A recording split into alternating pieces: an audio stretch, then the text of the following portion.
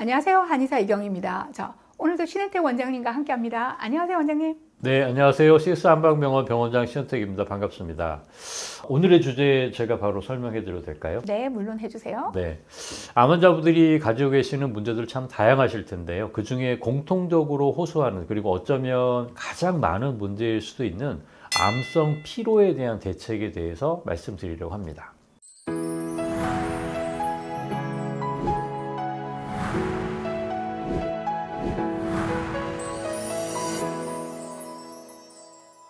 암성 피로라. 사실 이미 저희들이 이전 영상들에서 암 환자의 피로 관리 및 여러 가지 증상들에 대한 치료법에 관해서는 다양한 관점에서 다뤄왔었는데요.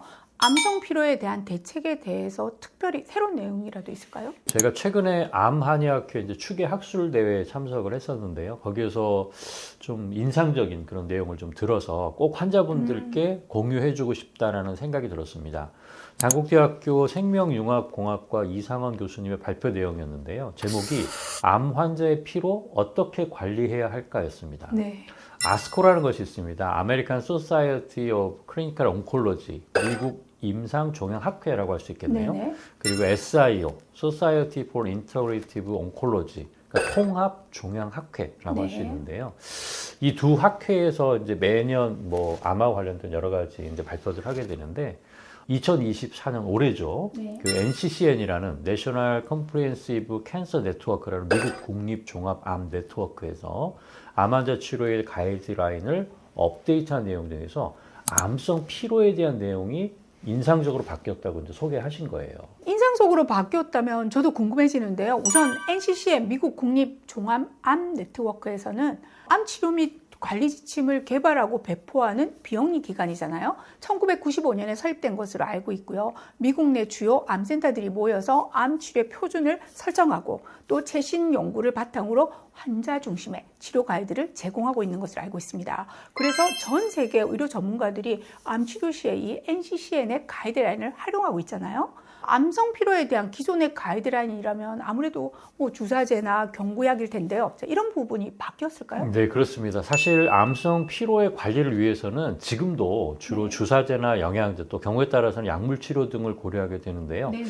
특히 이제 수술이나 항암 치료, 방사선 치료 같은 표준 치료를 시행 중인 환자분들에게는 저 역시 이런 부분을 이제 생각하지 않을 수가 없습니다. 그런데 2024년 NCCN 가이드라인에서 권고하는 내용을 보면요.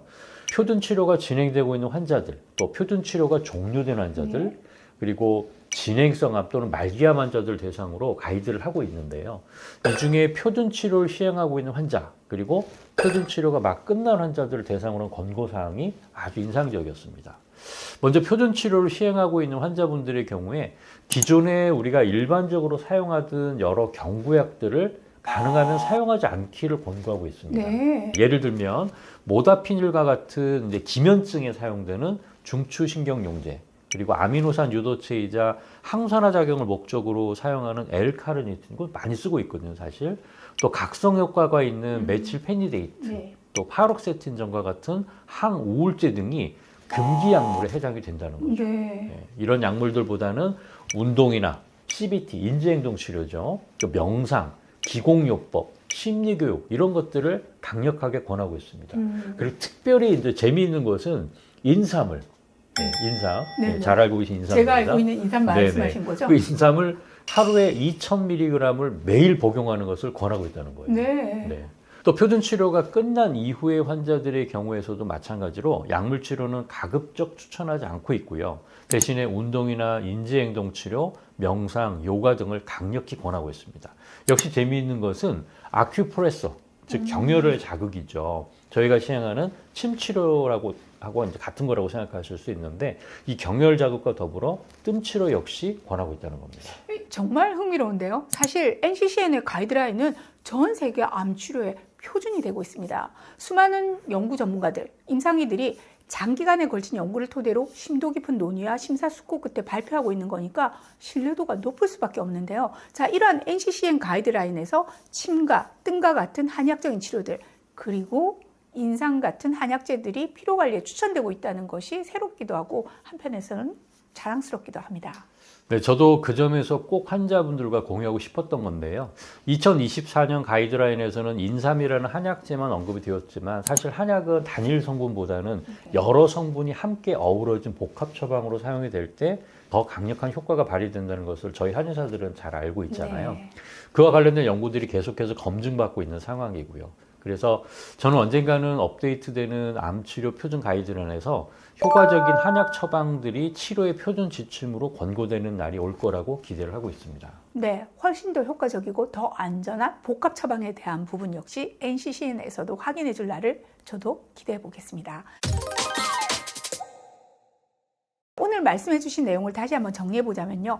항암 표준 치료를 시행 중에 피로감을 느끼시는 환자분들, 그리고 표준 치료가 끝났지만 이후 후유증으로 피로를 호소하고 계시는 환자분들이 많으실 텐데요. 자, 기존의 피로 회복 치료만으로 잘 관리되지 않고 있다면 오늘 말씀드린 침 치료, 뜸 치료, 그리고 인삼을 비롯한 한약 처방이 효과적이라는 가이드라인을 소개해 드렸습니다. 제가요? 아니요. 이는 한의사 내부적인 공고사항이 아니라 NCCN이라는 암치료 지침의 메카에서 전 세계 암치료 의사들에게 지침으로 전달한 내용이라는 점 꼭 강조드리고 싶습니다. 저희는 다음 이 시간에 돌아오겠습니다. 감사합니다.